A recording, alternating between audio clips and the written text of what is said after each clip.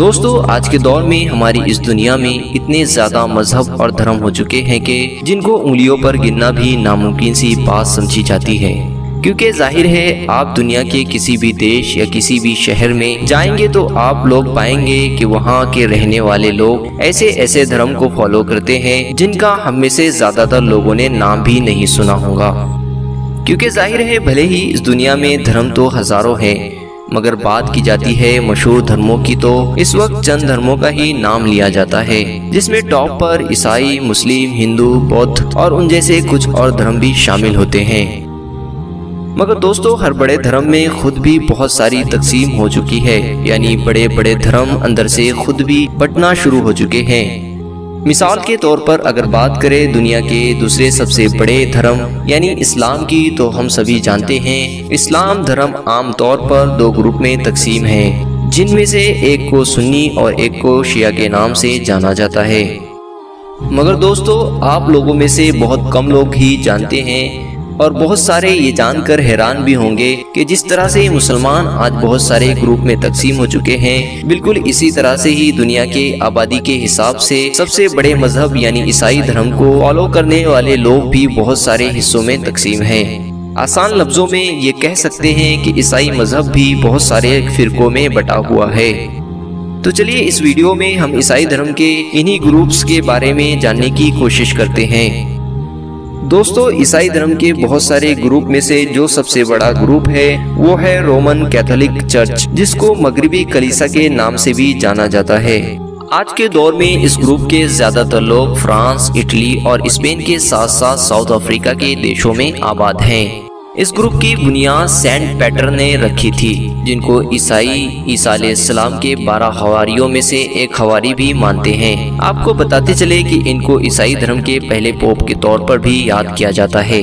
حضرت عیسیٰ علیہ السلام کے بعد عیسائیوں کے مطابق انہوں نے لگاتار 25 سال تک کیتھولک مذہب کا پرچار کیا تھا، مگر پھر شہنشاہ نیرو کے دور میں بدامنی پھیلانے کے جرم میں ان کو سولی پر چڑھا دیا گیا تھا۔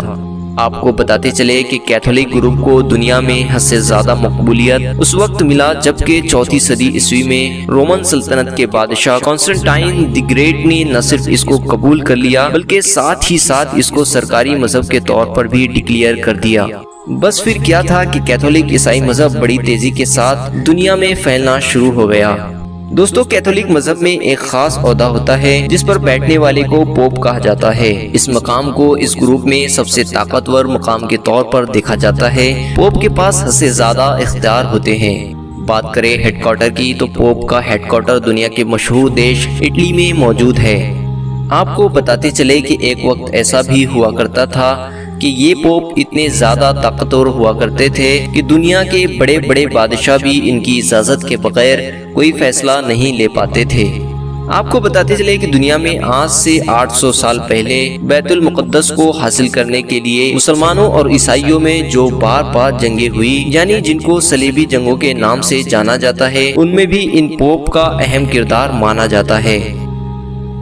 دوستو اب بات کرتے ہیں عیسائیوں کے دوسرے گروپ کی، جو آبادی کے لحاظ سے عیسائیوں کا تیسرا سب سے بڑا فرقہ بھی مانا جاتا ہے، جس کے ماننے والے لوگ آج کے دور میں روس کے ساتھ ساتھ یوکرین، جارجیا، بلغاریہ، سربیا اور ان جیسے بہت سارے ایسٹ یورپ کے دیشوں میں موجود ہیں۔ سب سے انٹرسٹنگ بات یہ ہے کہ کیتھولک مذہب کی طرح آرتھوڈاکس کو ماننے والے لوگ پوپ کو اپنا لیڈر نہیں مانتے ہیں اور نہ ہی ان کو فالو کرنا ضروری سمجھتے ہیں، بلکہ ان کے مطابق عیسائیت کے جو بنیادی قوانین ہیں ان کے لیے کافی ہے۔ بائبل میں لکھی چیزوں کا احترام کرتے ہیں، انہی چیزوں کو فالو کر کے زندگی گزارتے ہیں۔ بیزنٹائن امپائر کے دور میں آرتھوڈاکس گروپ میں پیٹرک نام کا ایک عہدہ ہوا کرتا تھا اور اس مقام پر بیٹھنے والا انسان ان لوگوں کا سردار بھی مانا جاتا تھا۔ مگر پھر جب 15ویں صدی میں سلطنت عثمانیہ نے بیزنٹائن حکومت کی راجدھانی یعنی قسطنطنیہ پر حملہ کر کے نہ صرف اس کو فتح کیا بلکہ اس حکومت کو بھی ختم کر دیا، تو آرتھوڈاکس کا یہ گروپ بھی پوری طریقے سے کمزور پڑنا شروع ہو گیا اور دیکھتے ہی دیکھتے خود بھی تقسیم ہو گیا۔ حیرانی کی بات یہ ہے کہ اس دور میں آرتھوڈاکس اور کیتھولک لوگ اپنے آپ کو ایک دوسرے کا سب سے بڑا دشمن مانا کرتے تھے۔ इन दोनों के दरमियान दुश्मनी कितनी ज्यादा खतरनाक थी, इस बात का अंदाजा आप लोग इस बात से भी लगा सकते हैं कि सल्तनत उस्मानिया के सुल्तान यानी मोहम्मद फातेह ने कुस्तुनतुनिया को फतेह करने के इरादे से इस पर हमला किया तो जितनी भी यूरोप में ताकतवर कैथोलिक रियासतें थी उनमें से किसी ने भी ऑर्थोडॉक्स के सबसे अहम शहर को बचाने के लिए उनकी कोई मदद नहीं की। वहीं ऑर्थोडॉक्स के लोगों ने भी कैथोलिक मजहब से मदद लेने से मुसलमानों के कब्जे में चले जाना बेहतर समझा। आज के दौर में इस ग्रुप से जुड़े हुए लोगों की आबादी लगभग 30 करोड़ है। ये सभी लोग न सिर्फ तस्वीर को ममनू समझते हैं बल्कि रोजे भी रखते हैं।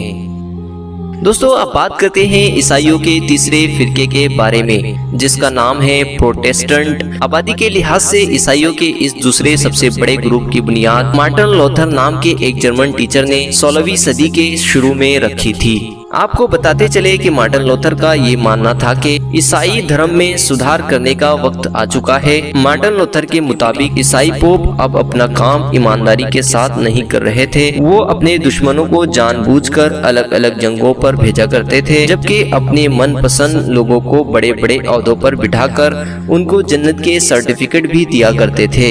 इस दौर के पोप ने मार्टिन लूथर की सोच को एक फितना करार दिया, जिसकी वजह से अब मार्टिन लूथर की लिखी हुई बहुत सारी किताबों में भी आग लगा दी गई। मगर दोस्तों, मार्टिन लूथर की मौत के बाद उसके बनाए हुए इस ग्रुप ने बहुत तेजी के साथ तरक्की करना शुरू कर दिया और देखते ही देखते यूरोप का बड़ा हिस्सा इसके ग्रुप में शामिल हो गया। आज के दौर में दुनिया के लगभग 1 अरब लोग इस ग्रुप के साथ जुड़े हुए हैं। फिलहाल दोस्तों, ये थे ईसाई धर्म के 3 सबसे पुराने और सबसे बड़े फिरके। इन तीनों के अलावा भी ईसाई धर्म में बहुत सारे ग्रुप मौजूद हैं जिनके बारे में एक वीडियो में बात करना नामुमकिन है। इसलिए आज हम अपनी वीडियो को यहीं पर खत्म करते हैं। आज की वीडियो में बस इतना ही। अपना बहुत सारा ख्याल